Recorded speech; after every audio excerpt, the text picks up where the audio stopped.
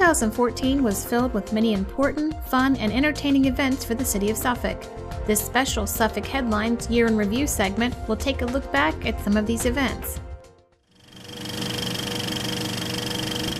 The Exhibit of Excellence is a juried show which allows Suffolk's art students a chance to showcase their artistic talents. This year's show is brimming with artistic creativity in painting, drawing, sculpting, and mixed media, to name a few. The exhibit will be on display until February 28th. Everyone has an exterior, and to represent like a hard exterior most people put on, I use concrete to resemble the hard exterior. The colors represent your inner self, like emotion and stuff. So the colors will represent each different types of emotion. As you see, like, you know, he's not frowning on the outside but smiling on the inside. So like this. And then use reinforced wire just to show, add to the concrete visuals. So these pieces were self-made, but it actually exploded in the kennel. So I put the pieces back together so to get this realistic look. Art to me is just, you know, there's no limit. There's so many different ways to represent whatever you want to do. I've read a lot of books about Nelson Mandela and about Martin Luther King and like Gandhi and all that, and when like he died, it really like affected me and it made me really upset, and I like looked into it and I knew I had the show coming up, so I decided to like make my piece like mean something more, or like something more like current, and like that the people would see, like people would know that it just happened, and without his like country and without his people and like his culture and his background, like there wouldn't be like the light and the color and like the change. Yeah, I saw the ribbon on the wall. I was excited. I was like, yeah, like I worked really hard on it. Like my teachers will be proud. I have not only my school teacher who taught me everything I know about art, but like my airbrush teacher who taught me everything I know about airbrushing. So they're really gonna be happy. I like it because it's like a way to relax. It's a way to like not be so much of the real world and try to focus on all the problems, like an escape. I submitted the artwork Coffer and Brands in March. Brands in March was one of my characters that I created on a webcomic that really gets no attention, but I decided to make it realistic. And Coffer was basically a sketch of my coffee habits that I drink every morning. So I like color pencil because you can control it, and by choosing the colors you can just blend it any way you want to. So it's really simple to do and you can get creative with it. I was very surprised. I was freaking out since I was the last one called. So art does everything for me. Like it's kind of an escape, but at the same time you can improve and actually go somewhere with it, and it's everything.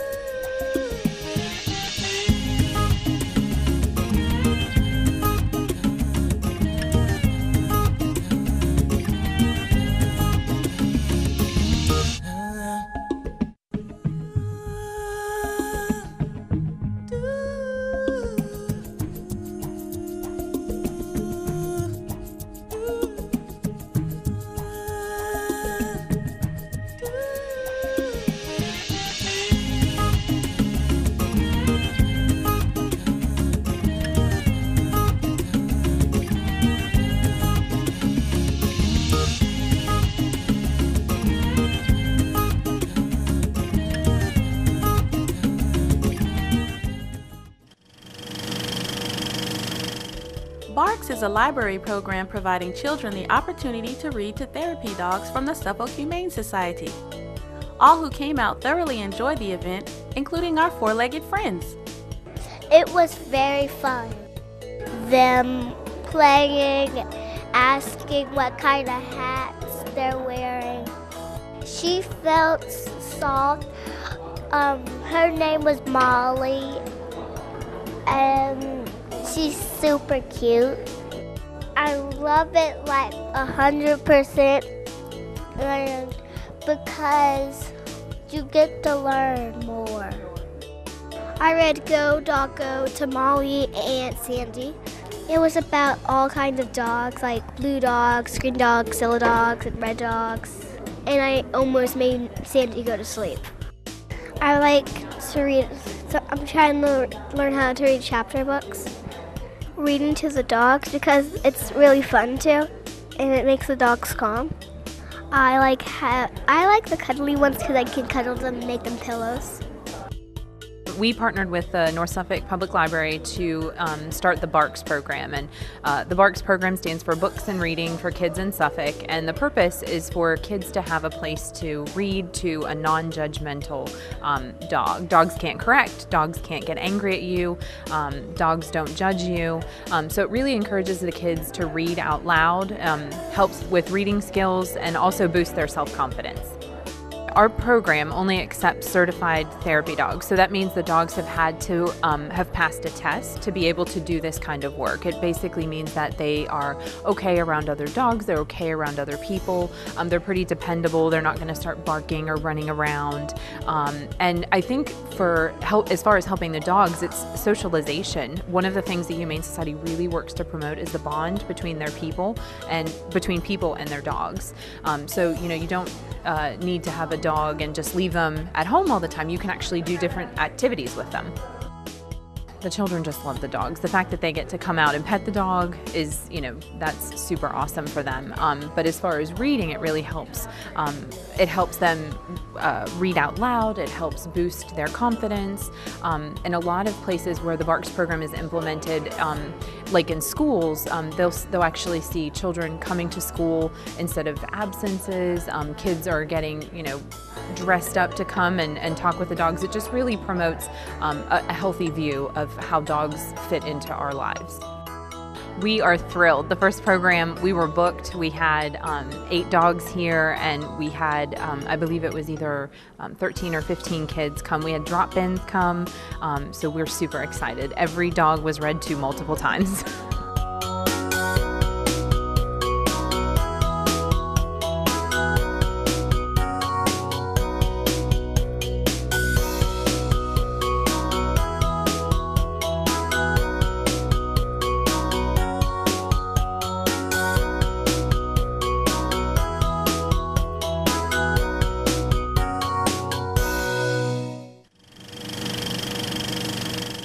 Suffolk residents had an owl of a time at Suffolk Parks and Recreation's Hootenanny program out at the Lone Star Lakes Park.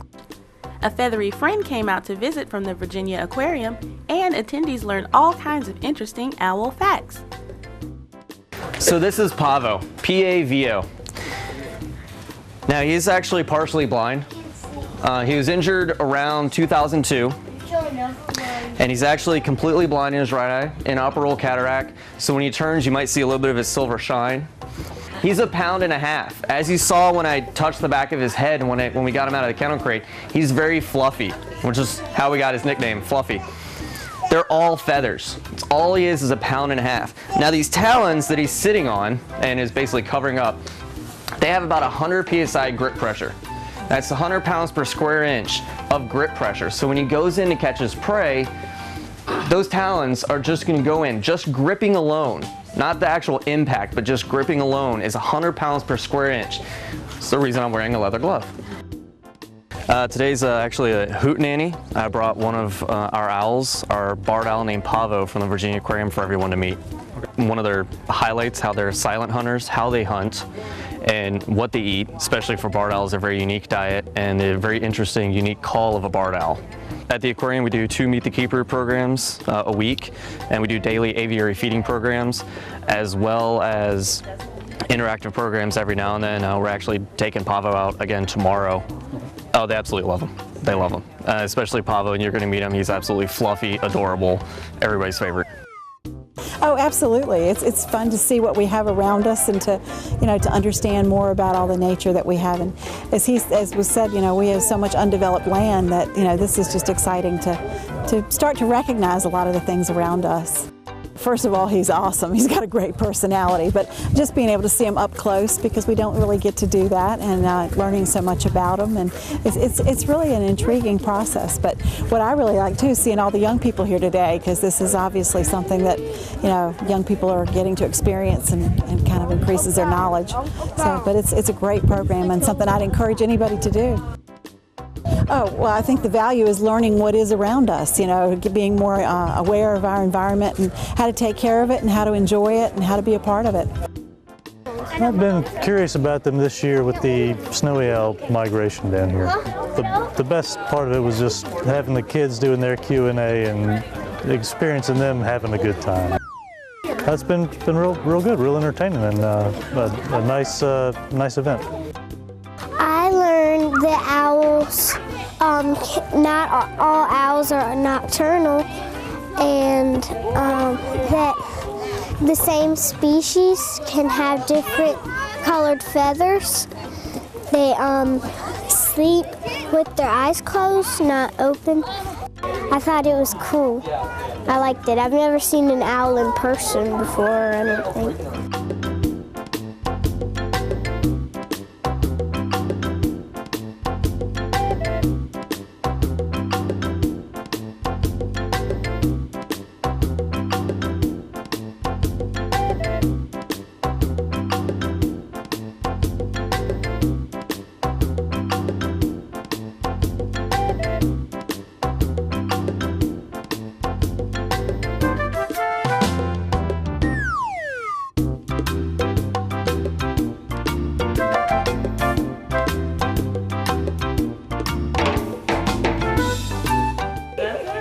You didn't do the raptor head bobble. Are you gonna do it?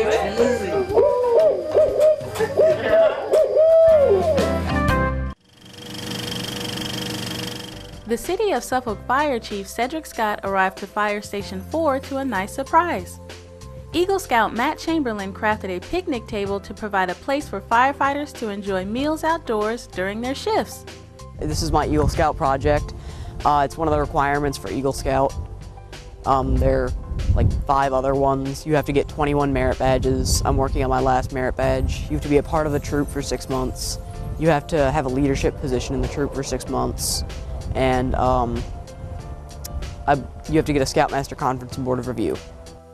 I picked Station 4 because, they're kind of a smaller station. And I figure, since they're firefighters, they risk their lives for us. They give so much to us. I figure we can give them some place to relax outside on warm days. Just relax on their downtime. It took us about 2 days to make them and about a day to stain them. There are 3 others. They are at Station 3, 5, and 10.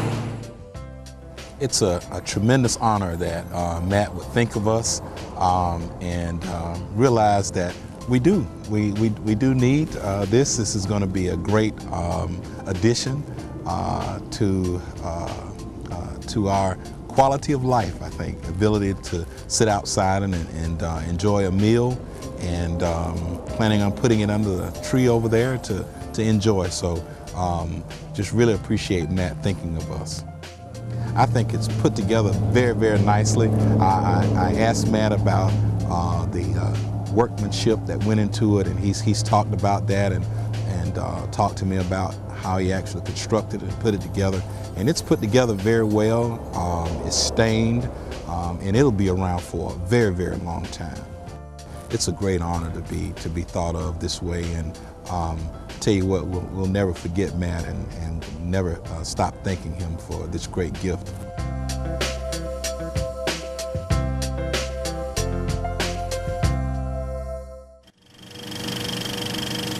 The Suffolk Public Library is now coming to a location near you. The new pop-up library will bring books, activities, and story time into the community.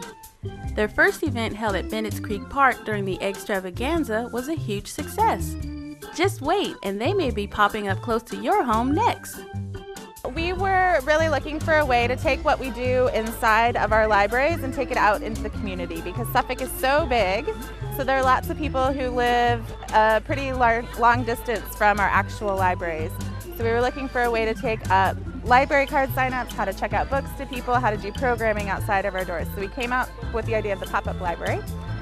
We're going to be at Walmart on Tuesday. We're going to be at Buffalo Wild Wings at the end of the week. We're going to rec centers. We're going to be all over. And we'll be able to issue cards, check out books. We'll be doing some crafts and things with kids as well. So today we're signing people up for library cards. We have information about all of our programs, but we also have a family reading area where families can sit down and read a story. We have a story time area, so we have our Youth and Family Services staff doing story time, and we also have a craft tent, so we're making bunny ears and doing coloring pages today as well.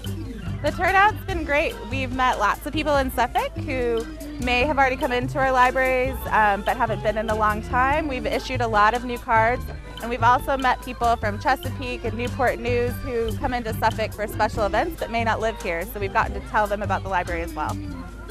We hope to continue this past National Library Week. We hope that this will give us some visibility in the community and that we'll be able to meet people that wouldn't normally come into our libraries. So that's why we're going to sort of unexpected places, like in front of stores or restaurants, to meet those people that may not normally come and see us.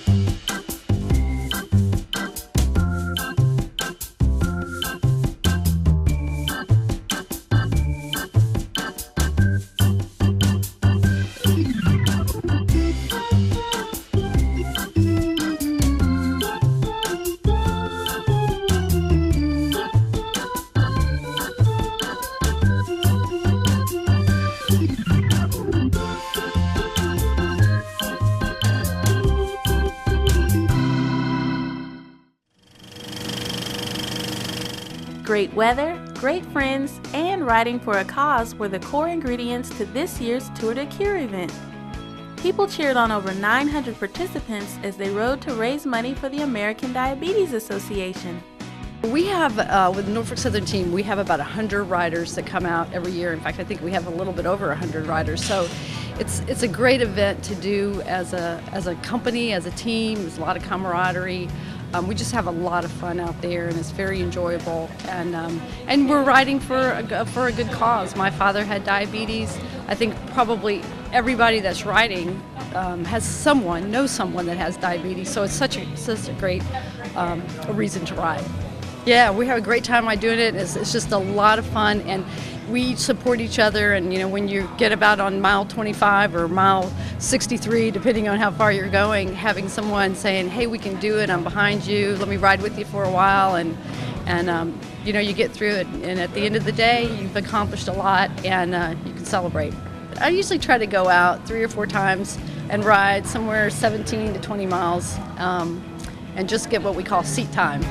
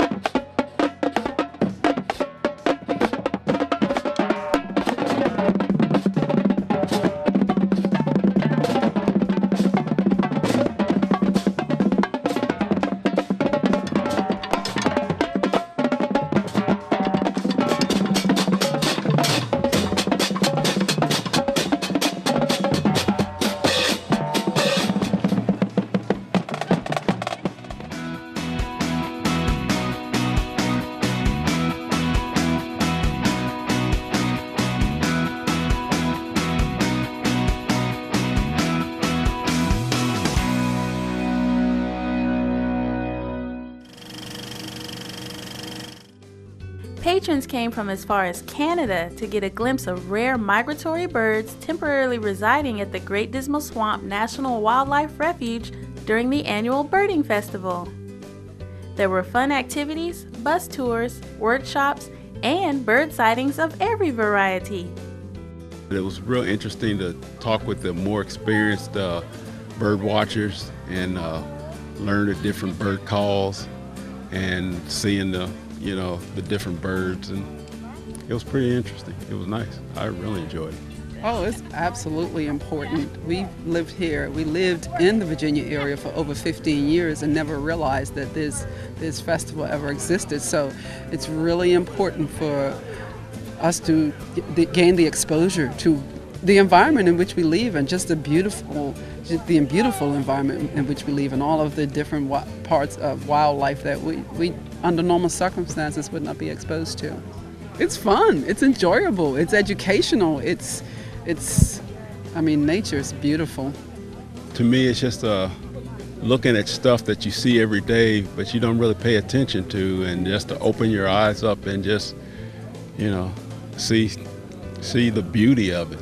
And I guess for me also, with as industrious as we're getting, to appreciate the things around you, so that hopefully we will continue to see these things and not take it for granted. Yeah, and the folks out here, even if you're not familiar with what you're coming to see, the folks out here are really very helpful. So they have such a wealth of knowledge, and they're more than willing to share it with you and to just basically open up and show you the things that you're not familiar with. So it's awesome. Right now I'm just looking for the screech owl, because there's one that used to nest in one of the dead trees here. It could be that down dead tree, which means it would find a different tree to nest in. So I got to look around. Well, this is my camera with a lens. The camera is a Nikon D300. The lens is a Nikon 200 to 400 millimeter lens, and it has a 2x adapter on it to double the reach of the lens, so that I get a closer picture of the birds. You need to get kids involved in birding in order to keep awareness up as to what birds are around and what we do to them, and to see how they live, and to get interest in them so that they learn about them and can protect them in the future.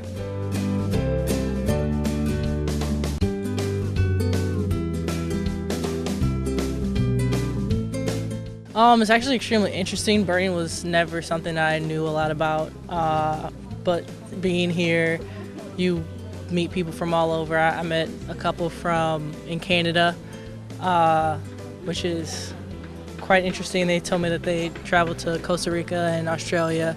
So it's interesting how deep the birding community goes. AmeriCorps NCCC is a program for people 18 to 24, and basically what we do is we work with different nonprofits and government programs, volunteering.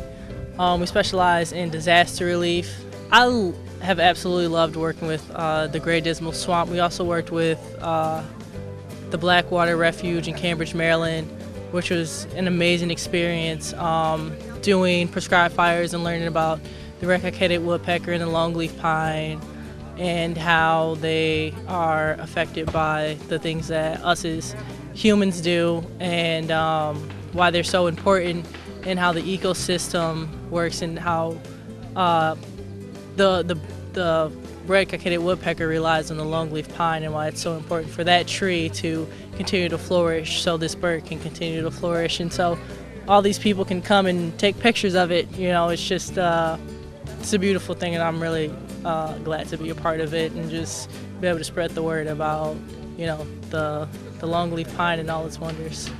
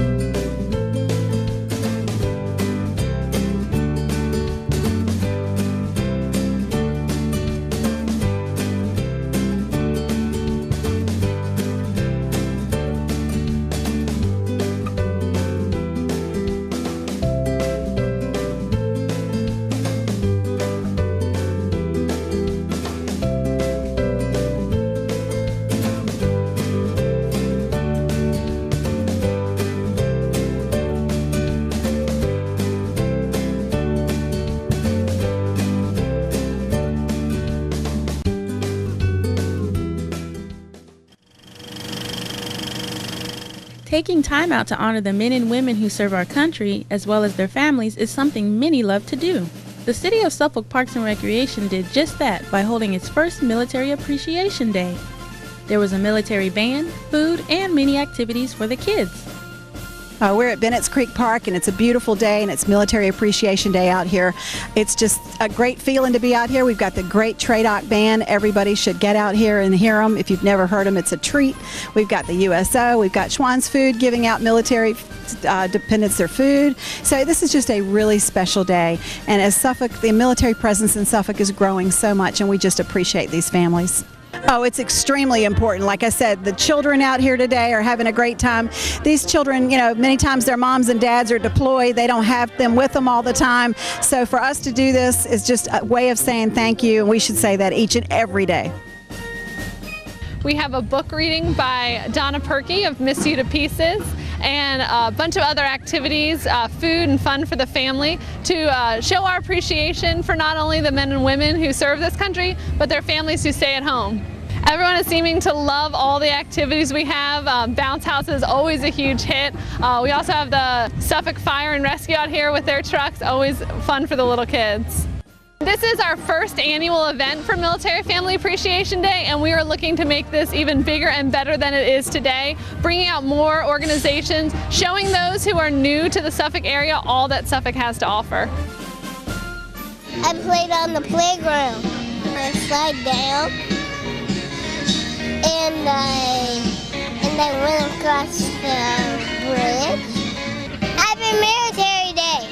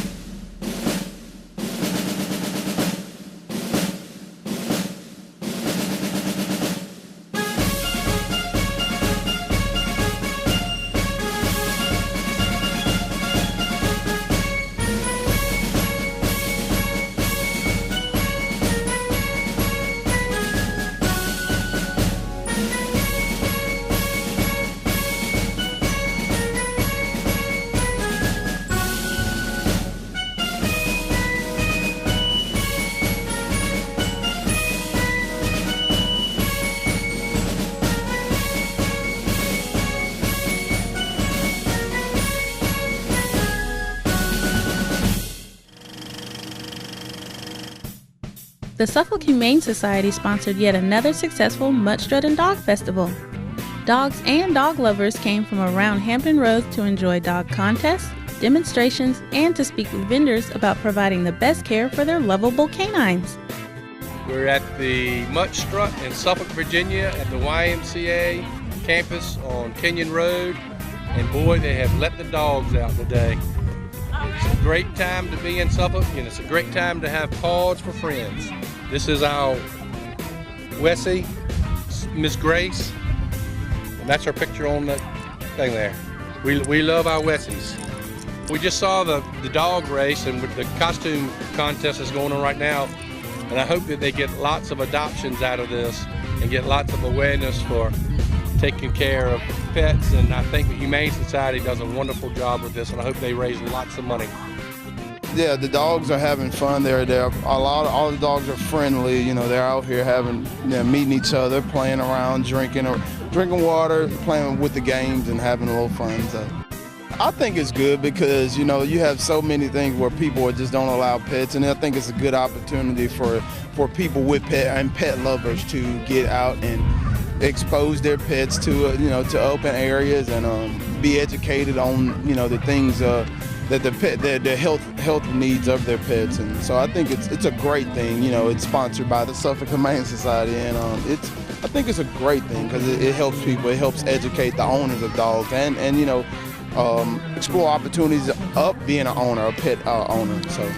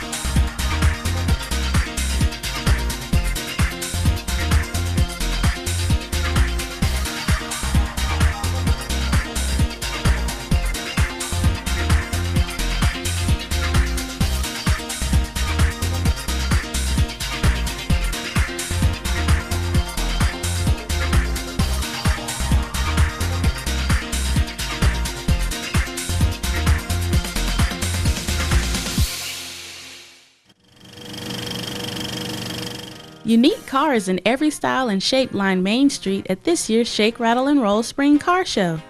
Car enthusiasts came out to admire the restorative workmanship and vote for their favorites.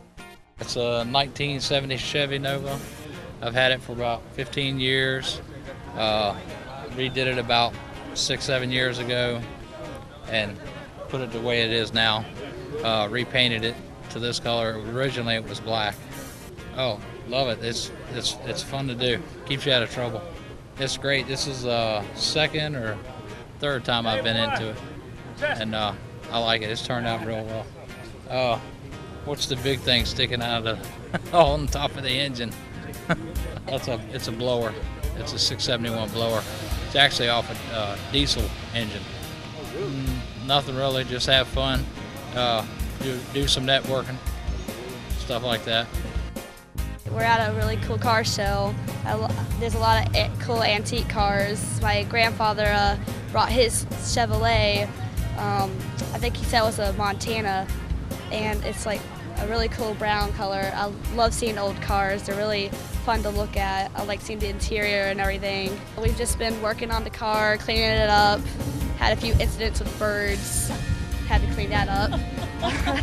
There's been a lot of wacky cars I've seen, a lot of pinstripes and a lot of big hoods. Stay for a while, enjoy the food and drinks, look at all the really cool cars, and there's still more coming in and stuff like that.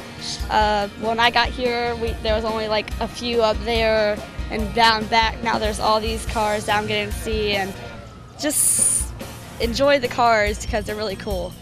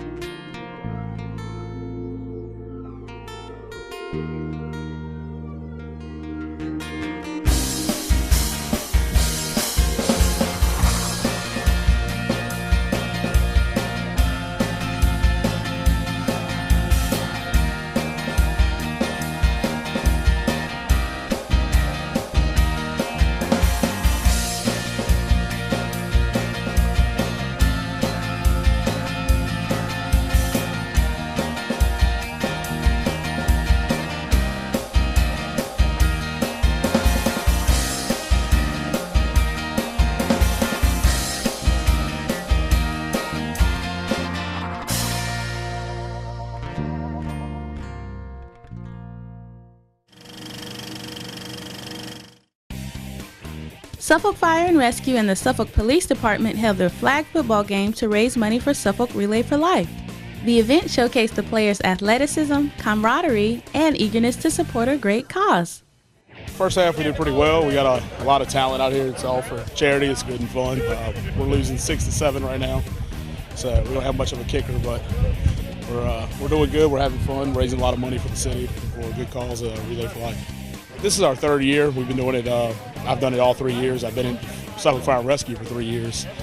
They let us as recruits as we started, and we lost 2 years in a row. We're trying to turn it around this year. Hurts me to say that, but we just enjoy it. It's fun. Everybody gets together, camaraderie. We get to meet some of the police officers that we actually run calls with. We got a lot of good athletes. It's hard to get everybody out here to do our shift work. So we have some great people that are actually on the fire trucks right now that they can't participate. We have an MVP. We got a couple of them. You can see them all. You can scan over there and see them. Plan is to score a couple touchdowns this time and come home with the W for the Suffolk Fire and Rescue.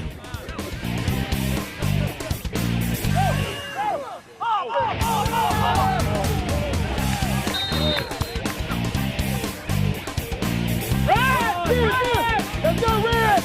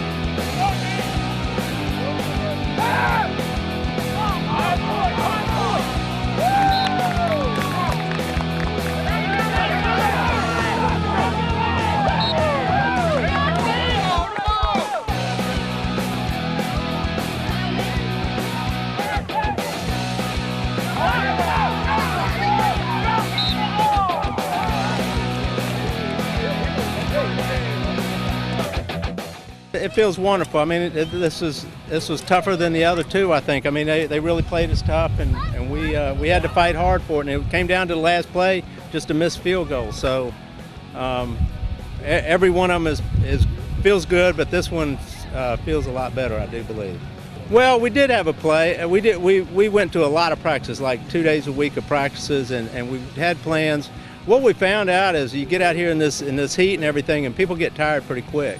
And people were getting tired, and we really had to use a lot of substitutions and stuff to keep people fresh. We love these guys. I mean, we're with them all the time out on the street, and this is just usually every other sport we play, the fire department beats us. So we're kind of fortunate and lucky with this one. So we enjoy getting out there and playing with them, and look forward to it again.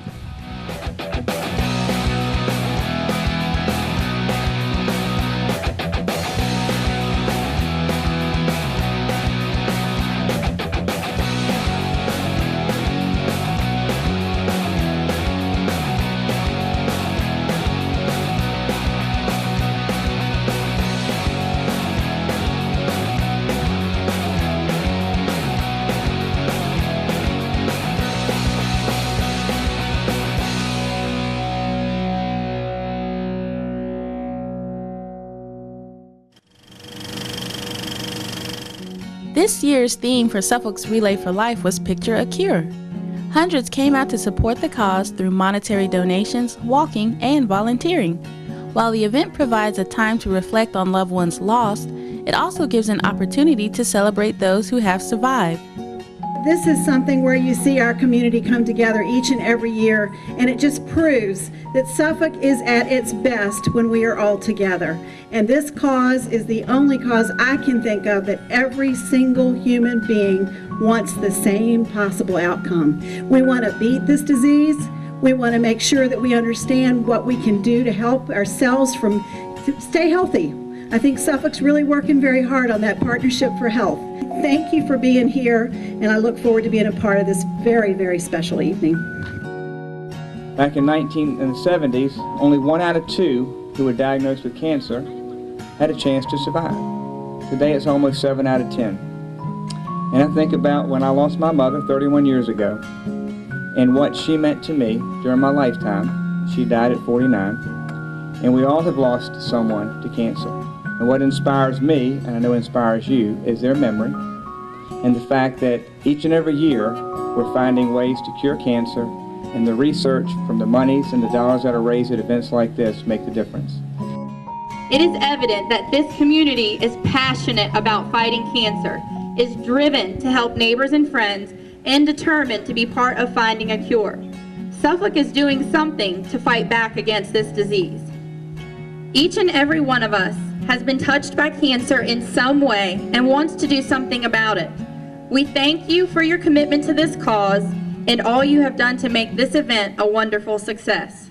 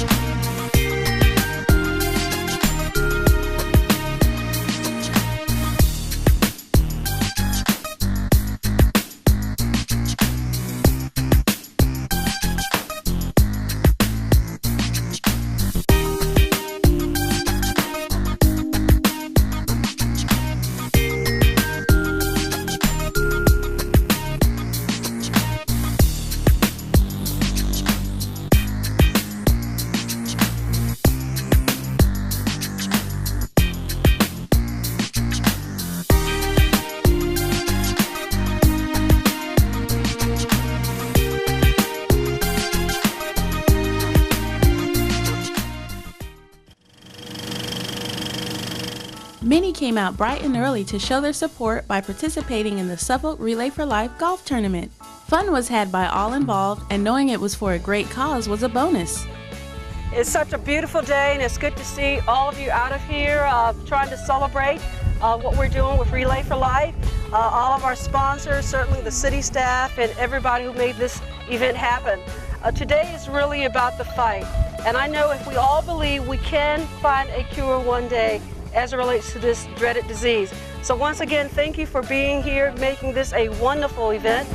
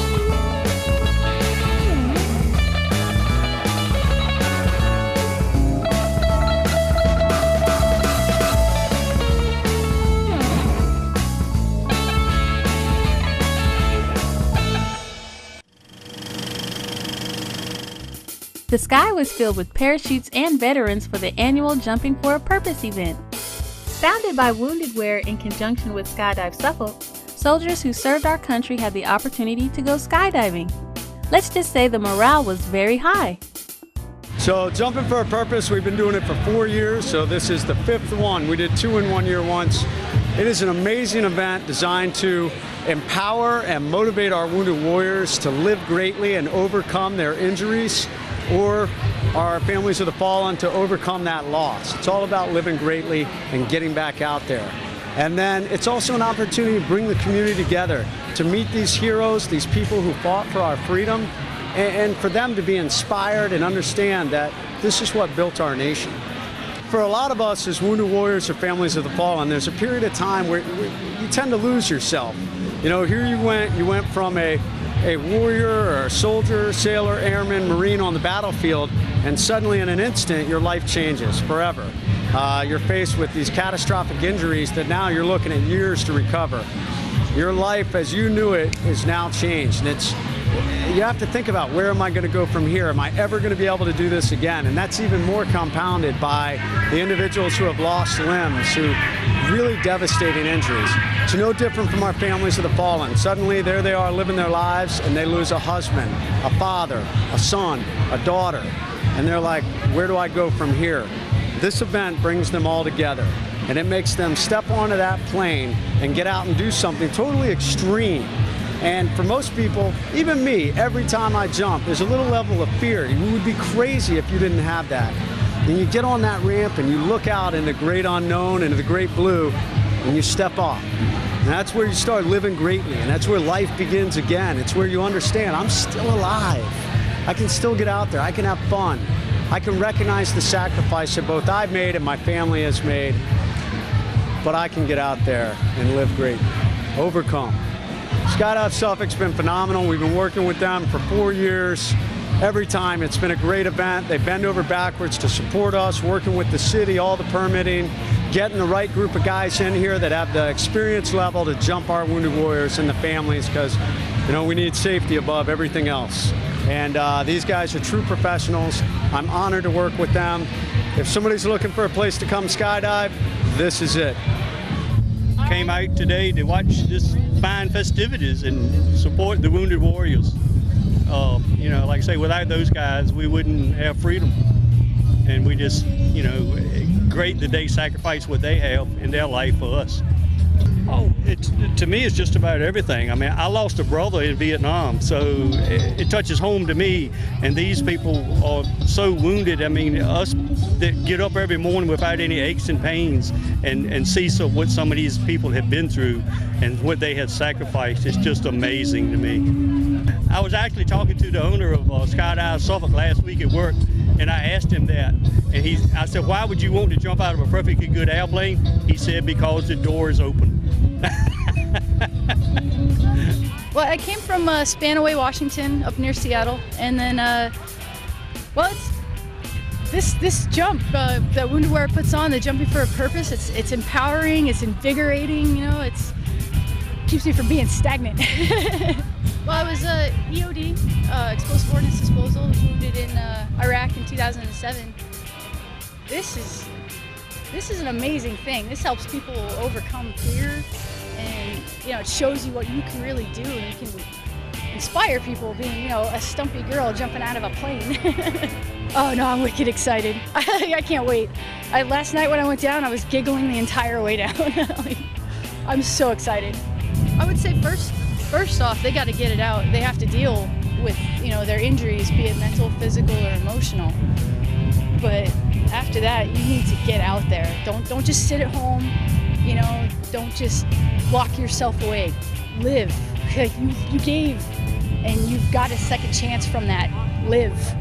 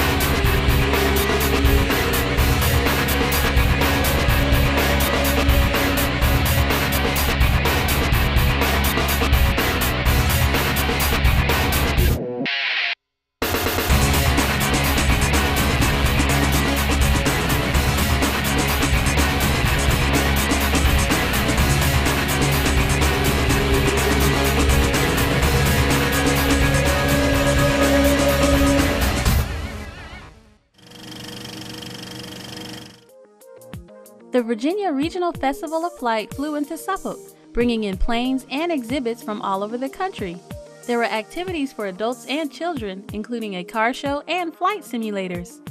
New this year was the traveling exhibit featuring the legendary Tuskegee Airmen. Well, our purpose is to evaluate aircraft that fly in that wish to be judged on the quality of their workmanship if they're home built, for example. We judge aircraft that are home built. They're either built by plans or they come in a kit. We also judge antique airplanes, which are from 1903 to 1945, classic airplanes from 46 to 55. Contemporary airplanes, what most people are familiar with, that are manufactured between 1956 and 1970. We also have aircraft judging for the warbirds, World War I, World War II airplane, and even modern aircraft which to be judged. When you look at the attention to detail and the craftsmanship, that drives you closer to a 10. Some people say there is no perfection, you can never get a 10, but there are a lot of people that really push close to that. And just things that you can see here that people can do in their garages and workshops and basements is just incredible. The kind of detail that they aspire to and achieve on a daily basis. And it proves it when they can fly those things from their home to here.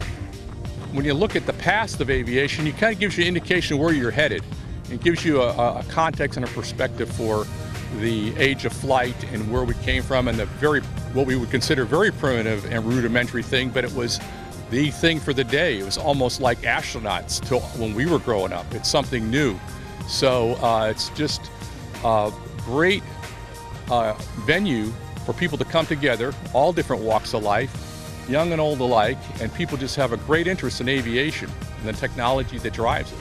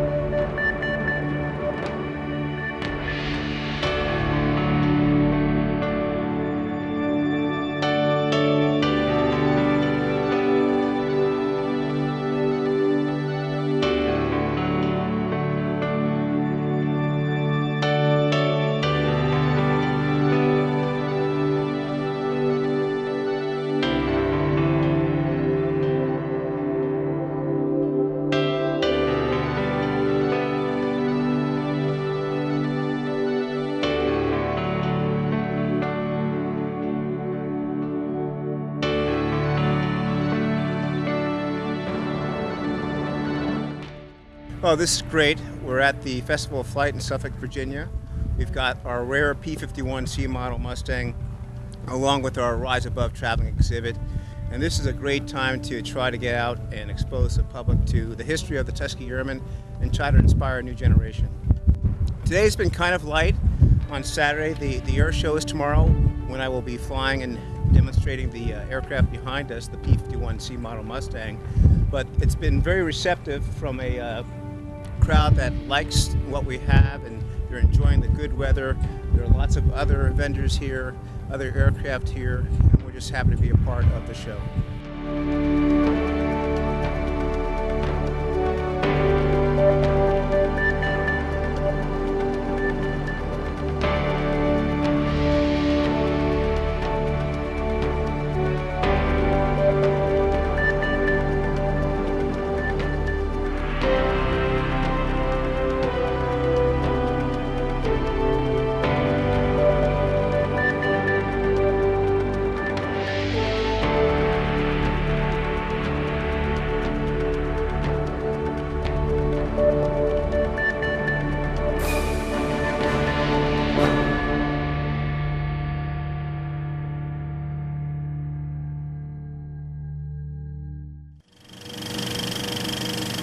The Logistics Games partnered with Paul D. Camp Community College to provide a fun day of competition in the skilled area known as logistics.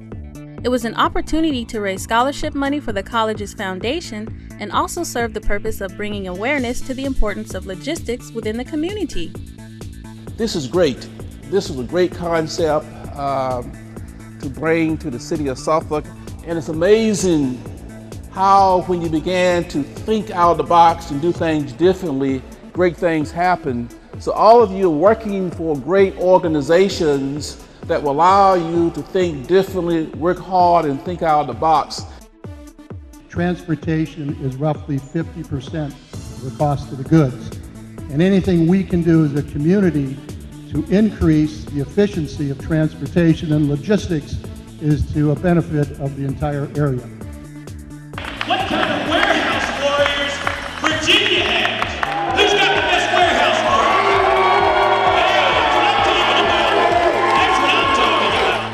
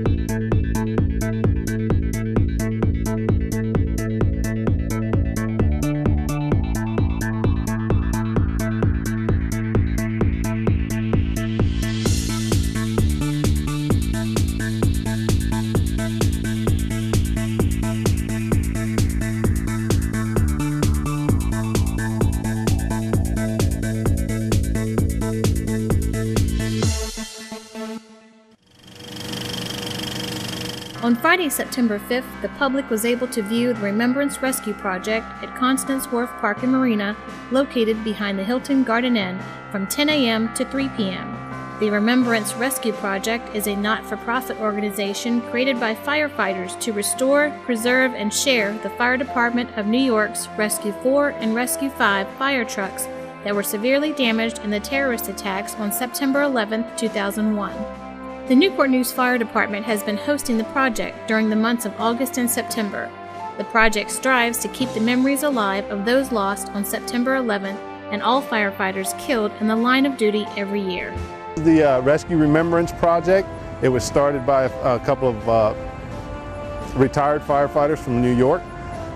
They decided that they would purchase a couple of the rescues that were involved in 9/11 and refurb the rescues so they can run throughout the country. They have Rescue 5 that runs the western portion of the country, and this is Rescue 4, and it runs the eastern portion of the country.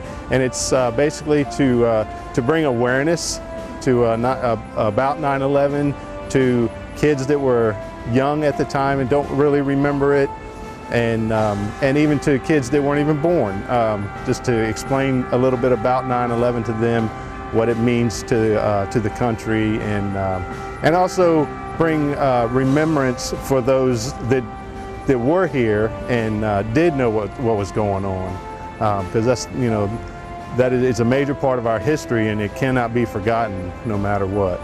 I'm very proud to be a firefighter today. This is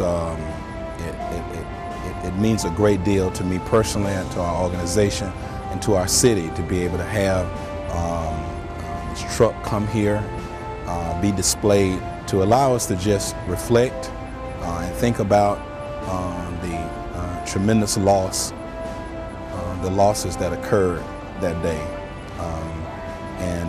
My heart still goes out to those who lost their lives, their families, many of whom are, of course, still affected by that and always will be affected by what happened.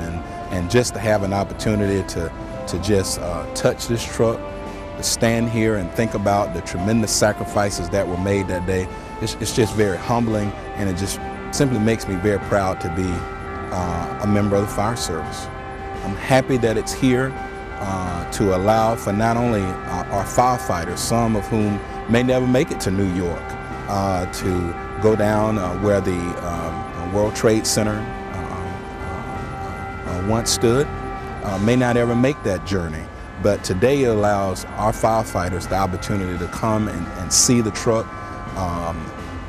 and read about, look at the names, and it gives you an opportunity to reflect and just remember those sacrifices that were made. And also, not only for our department, but it gives our city an opportunity to come by and to see the sacrifices that were made and to be able to think about it and think about all the lives that were affected. And not only those who were lost on 9/11, but this is also to remember, designed to remember those who continue to lose their lives, battling fires and trying to protect the communities that they live in all across America. And it just gives us an opportunity today as a city, as a community.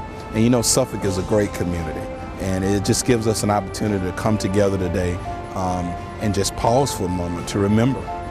Well, I think it's terrific what they're doing. It's something that, I don't know, I get choked up. It's something that you really don't want to remember, but you don't want to forget it either. Lost a lot of good men. I feel for their families, and I don't know, it's kind of hard to explain, even though I'm 1,000 miles away from the city of New York, but we're still all brothers under them. I hope they get more respect for the fire service and the public service. We're there to do a job, to protect the communities, I just hope something like this never happens again.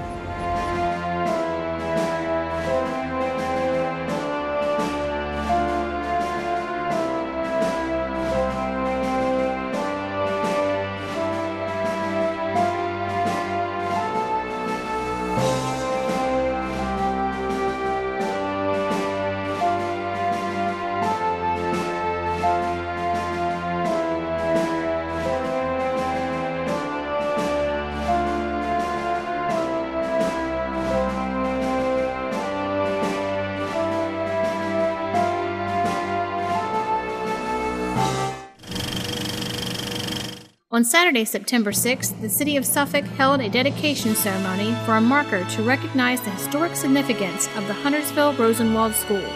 The event was held at the site at Old Town Point Road and Hampton Roads Parkway. The Huntersville School was built from 1930 to 1931 as a Rosenwald school. The Julius Rosenwald Fund provided $1,000 toward the construction, with contributions from African Americans and the local government providing the rest of its $7,000 cost. Rosenwald, president of Sears, Roebuck & Company, established the fund in 1917 and helped pay for the construction of more than 5,000 schools for African Americans in 15 southern states. The Huntersville School was one of the last built in Virginia, as the program ended in 1932. It included classroom space for 4 teachers and was named for its first principal, Joseph S. Gibson.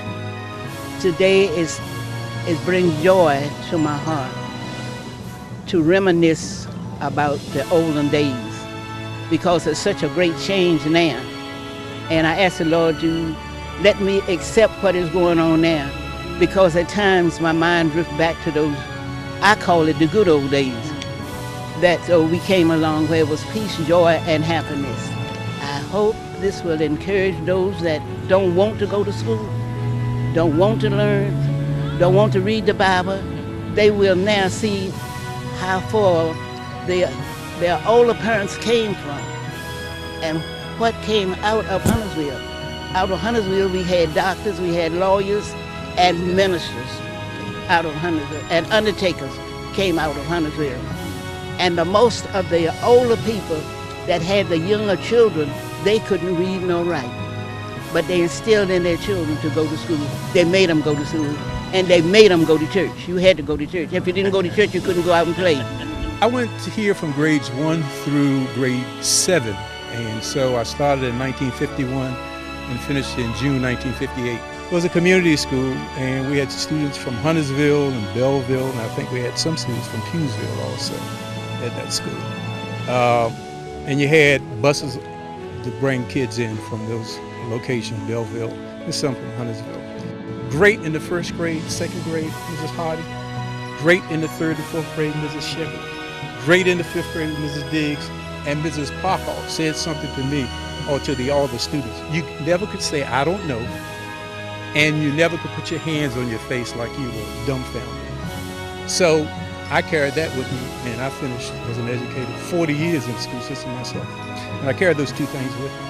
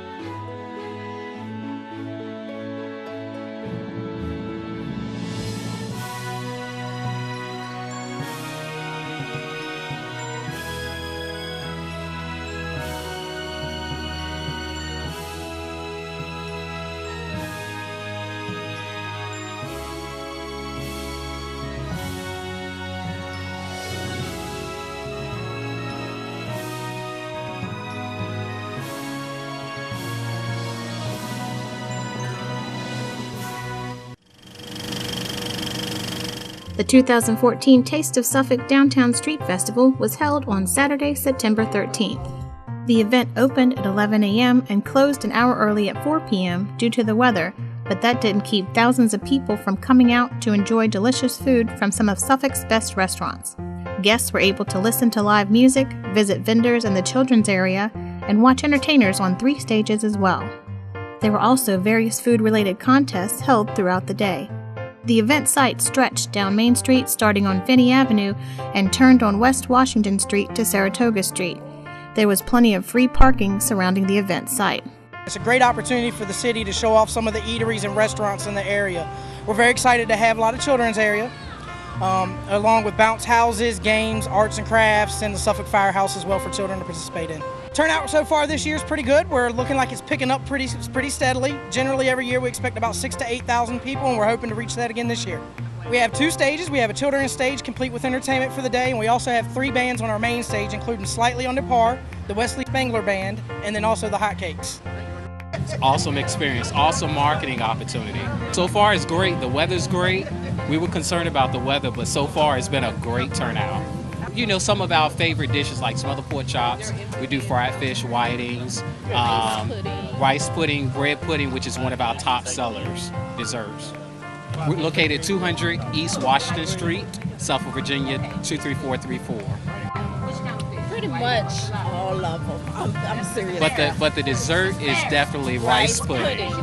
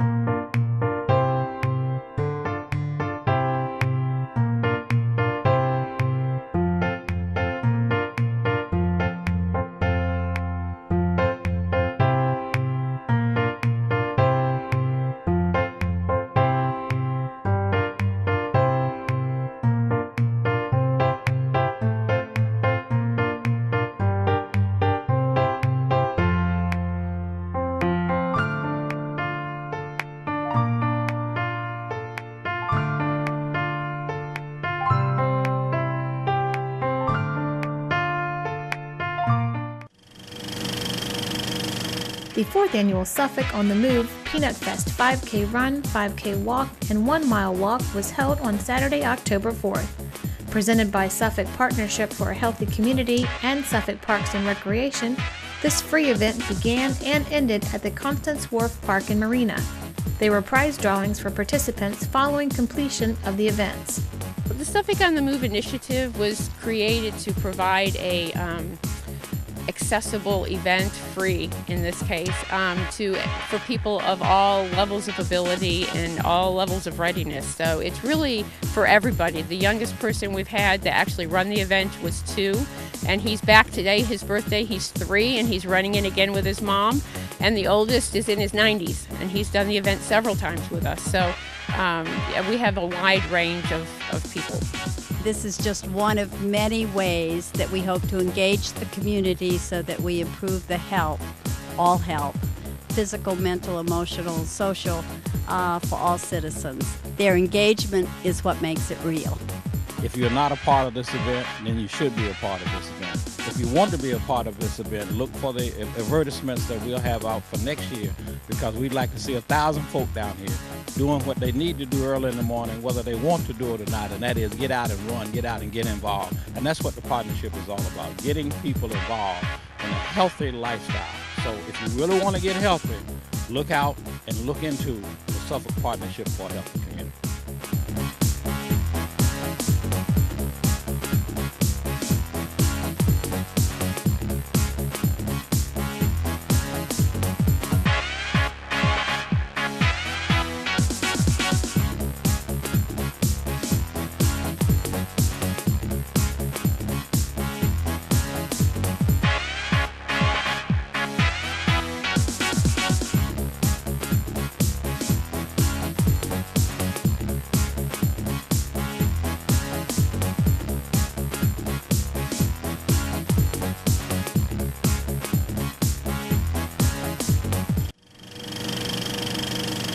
The 2014 Homerama Annual Showcase of Custom-Built Homes event is currently being held now through Monday, November 3rd at the waterfront at Parkside, located at 3001 Parkside Circle in northern Suffolk. Presented by Tidewater Builders Association, this event is open Fridays through Mondays from noon to 8 p.m. On the final day, November 3rd, the show will close at 6 p.m. General admission tickets are $12 and are available at the gate. Children ages 12 and younger are admitted free. Discount coupons for $3 off admission are available at the Homerama website and in various print ads. Also, senior citizens ages 62 and older will receive a $3 discount with ID. There are 7 houses on display, and there will also be weekend themes including Suffolk Harvest, beer, bratwurst, and boats, and salute to the military. The process it goes along pretty quick. All my subs are wonderful. They're on board, and everyone moves really fast for me, and we get this job done in a short amount of time. But it's fun. I've got a good group of people. The layout is just family friendly, and we had a good time putting it all together. Really busy. Lots of people from all over. Newport News, Chesapeake, around here. I am the only female builder out here, and I feel like I have a personal touch, and my theme is all about family, so focusing on the family, which I'm familiar with, and I just think that it's a great layout and great flow for entertaining and family, and everybody's kind of close together. It's cozy and homey, and it's a great community with lots of room to grow, and I think that this will be a real positive, for the developer here, and it's great for families. A good neighborhood.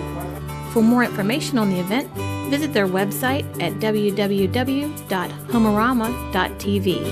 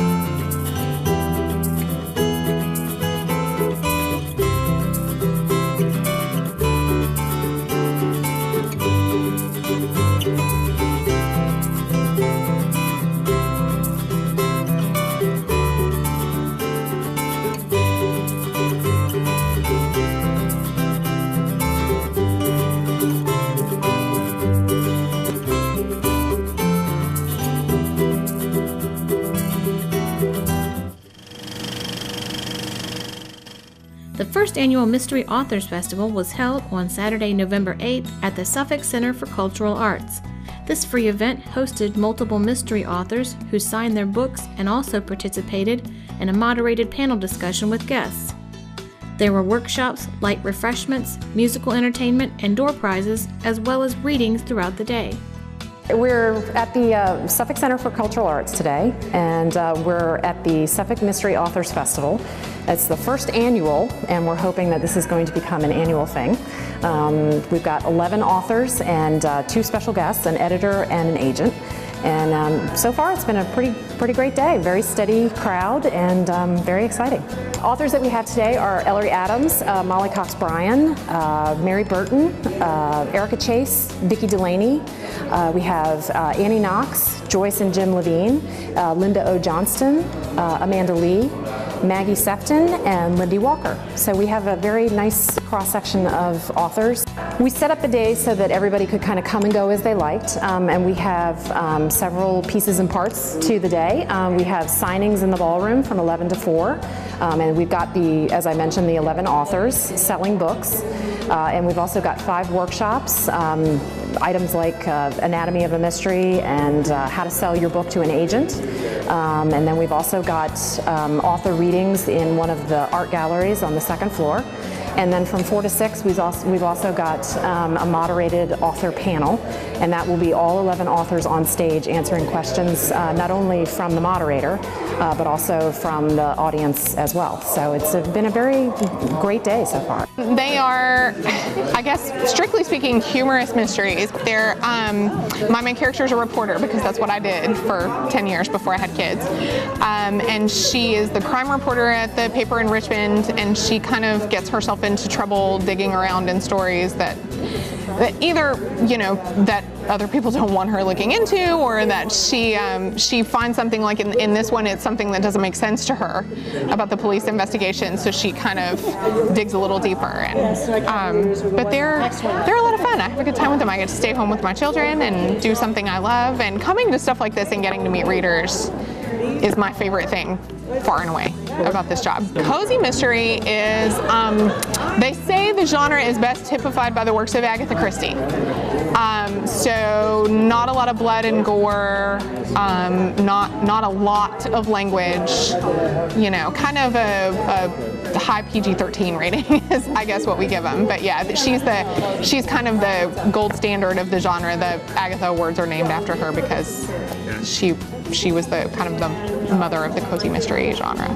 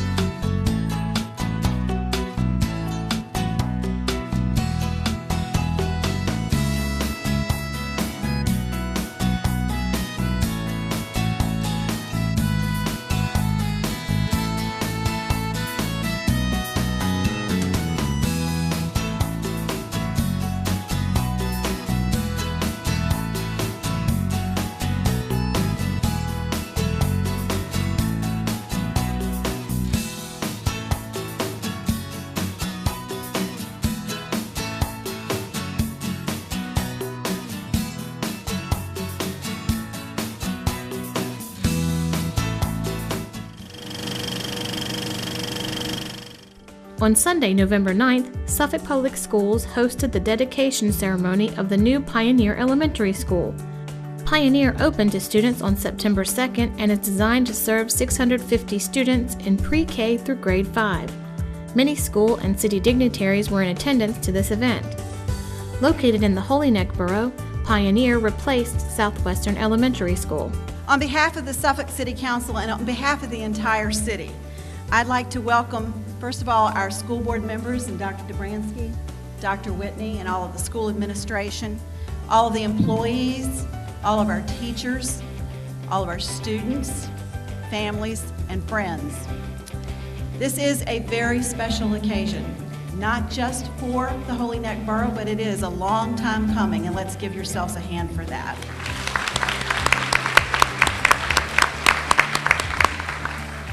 but also for the city of Suffolk as we continue to try to build all throughout our city and make sure that all the needs are met wherever they should be. You know, we first visited this site, I think about a year ago, in a very rainy day, and we were all standing under umbrellas, and it was a big blank canvas. Nobody knew exactly what that canvas would see. And today you see the work, the dedication, and the commitment that came from many across Suffolk. And as I was standing in the hall, I said, you know, there's been enough conversation about this school. It's grown, it's here, and it's ready for what it needs to do, and it's going to do a great job for our students. Now that we have that finished product, along with the children and the teachers that are already commanding these halls every day, it's that canvas of the mind that we will now cultivate. You know, it's been said that education is the key to the American dream, and I just want to take a second on this because I graduated in 1969 from John Yates High School, and I'm extremely proud of that. I am a Suffolk graduate. And I got to thinking about it this morning. What was it? What was it that made that so special for me? And I want to tell you what it was. I had teachers that were my friends, that were allowed to teach. I was not a score. I was not a number. I was taught to have self-esteem, to be responsible, and to be dreaming that I could be anything I wanted to be. And I want to say to you students out here today, that's exactly what this school is about. I never thought I'd stand here as your mayor. I never thought I'd do many things I've done in my life. But it was my teachers and my principal, who actually was a school board member for many years, Bill Whitley, that taught me that I could do anything I wanted to do. And as we go forward, I want to tell you that I think it's very important that we all look at this from not just a local level, but a state level and a national level. We need to make sure that education is about the child and what's inside and the unique talent that child has. You cannot give a child a score and not know what they're capable of. Pioneer Elementary, the beauty of it will be seen in years to come. It will produce artists, musicians, doctors, lawyers, yes, engineers, mathematicians, but you know, we can't all be engineers and mathematicians either. My son's a musician. He earns his living playing the drums, and he's happy and he loves it. So I say let's find every person's unique talent. Let our teachers teach and let them do it well, and our students will excel. I also want to say one more thing to you. Suffolk schools are not failing. I want to thank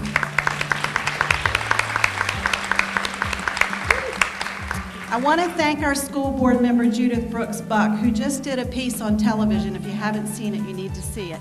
It compares all of the different regions.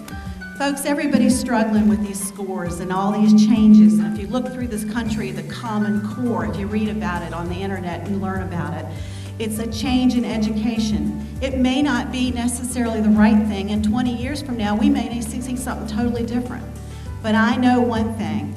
Every single child has a unique talent, and it's our job to find it. That's what this school is about, that's what Suffolk Public Schools are about, and that's where we're going to move from. Thank you. As you well know, I've been at it 8 years, and it's been a goal of mine. I go back to Milton Littleman, superintendent of schools, when his goal was to put one out in this area. We started with that. That's been over 10 years ago, and I'm sorry Milton's not here today to see it, because he would have been very proud of it.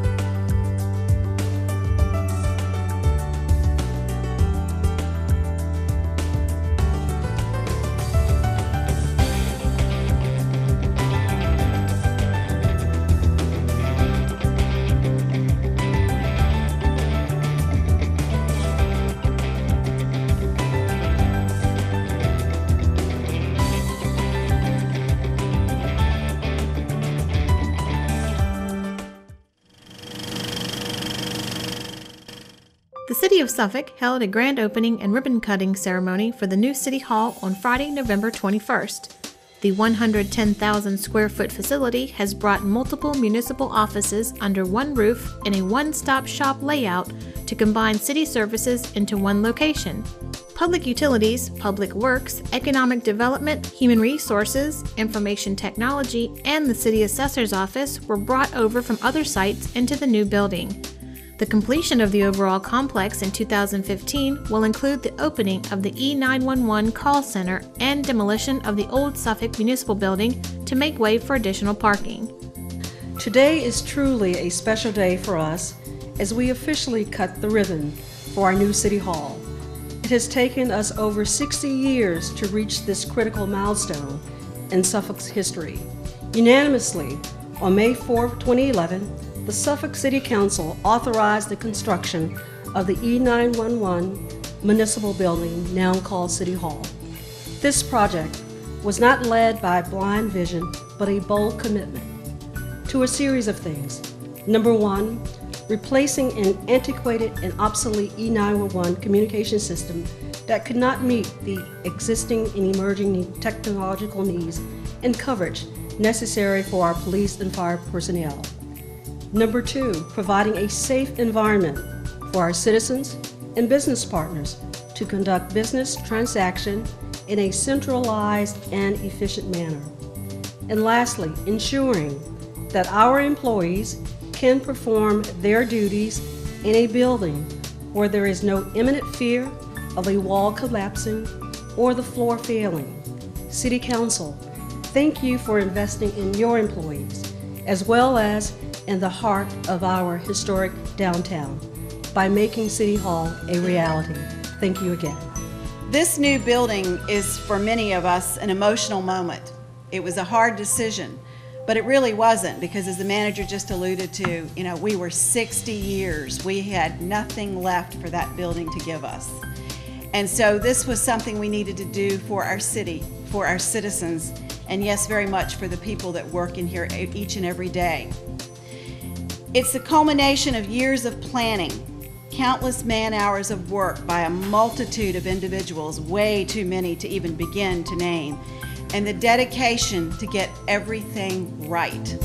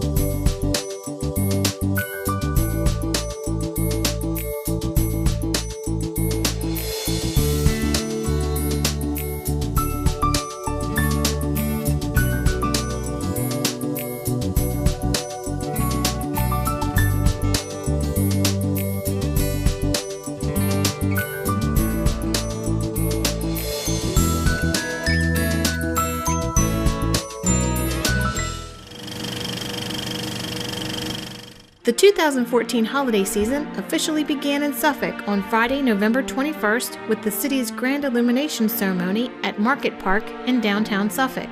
Santa arrived in style, and guests enjoyed seasonal music courtesy of local choirs. Families were able to purchase tasty treats from the Stillwater Tea Room and visit the Seaboard Train Station Museum. Children were able to decorate letters to Santa and also tell jolly old St. Nick their wishes. Families were also able to ride in a horse-drawn carriage. You see behind me this beautiful tree. In just a few minutes, the lights are going to come on, and officially that time of season that we all love so much comes to part. We'll all be celebrating Thanksgiving next week.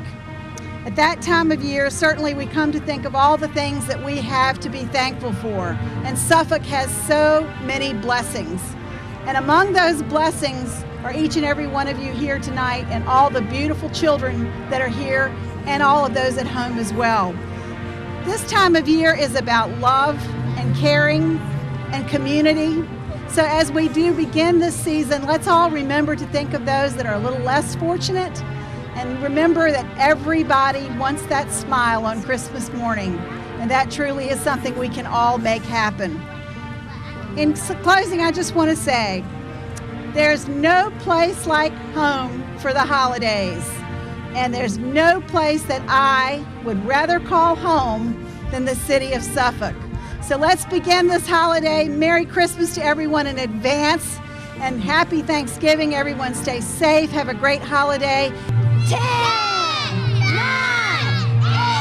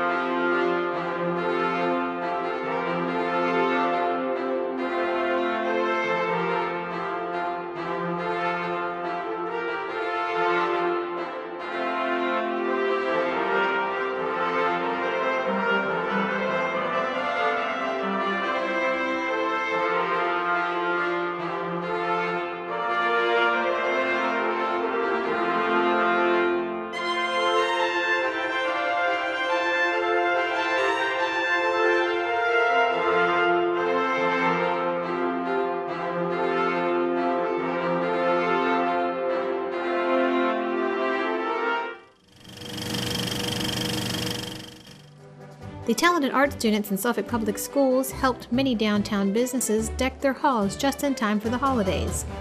On Tuesday, December 2nd and Thursday, December 4th, more than 65 talented art students from elementary, middle, and high school showed off their painting skills by decorating windows at the Suffolk News Herald, SunTrust, BB&T, Wells Fargo Bank, Subway, the Plaid Turnip, Bank of America, Barron's Pub, the Virginian Pilot, Simply Susan's Bakery, All About Virginia, and the School Administrative Office.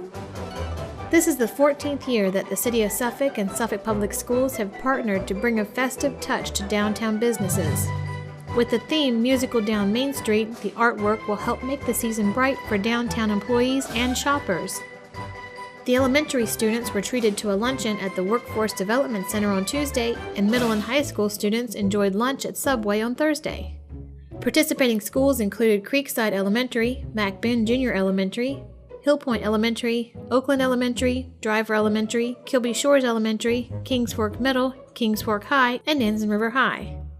I came out today to help my mother, who's the art teacher at Driver Elementary, and Florence Bowser, with her talented art children on the project of painting downtown. In regards to the theme of Music Down Main Street, we incorporated music notes throughout it. We've got a rock and roll Santa Claus in the front of the building for us, carolers, so I think we did pretty well incorporating it.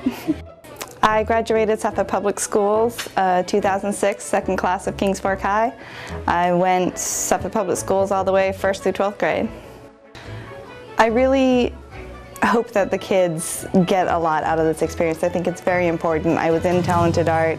as long as I was able to be, I continued. I went to the Governor's School for the Arts in high school, studied it in college. I know how important and vital it is for the kids. So I think it's fantastic that the city gets behind of them and gives them this space to work with and to do this and to help develop their art skills.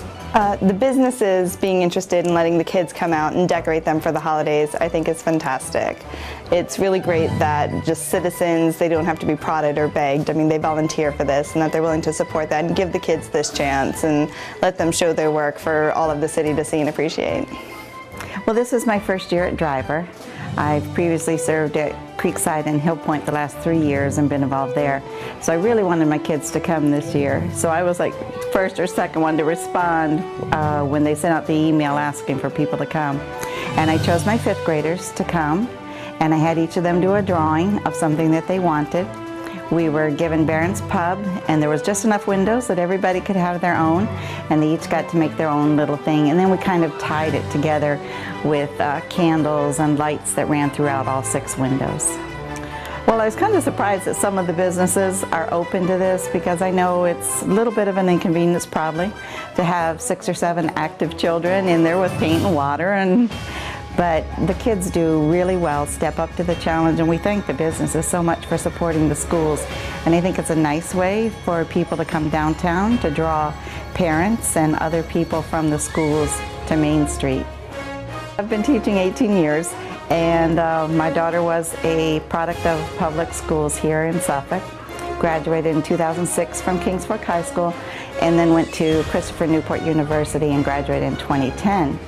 So now she works for the YMCA, and I have her come every year, be my chaperone and assist me and help, because she knows exactly what I need. She's done it, I think, 4 years now, and so she's a big help, and she's so artistic, so it's a nice thing to have her around, and she's very good with the kids. It was fun. We got our hands all, well, painty and dirty, got paint on each other. I painted a wreath with a snowman and a Rudolph the Red-Nosed Reindeer. I like art because everything, and my dad and my brother really got me started on it. I like that I got to do it with my friends. I'm really excited about Christmas because my birthday is a few days before it. The first thing about art is you get to use tons of utensils and tons of drawing equipment. Basically, you get to go places and paint a lot. You get to do a lot of stuff with art. I drew a polar bear. It has music note that's going out. It's mostly the biggest one of them, like the biggest mostly of all of them. I like mostly getting to help people out with paintings. I helped a couple people out today with their drawings. So we painted that plaid turnip, and we got a couple compliments from people. Right as we were done, people started to come outside and look at it, like all the employees that work there. So yeah, it was really nice. Mostly it's really fun to do it. You get a lot of stuff done with doing it. You get like if somebody has trouble painting or anything with you, it's useful to help paint with them.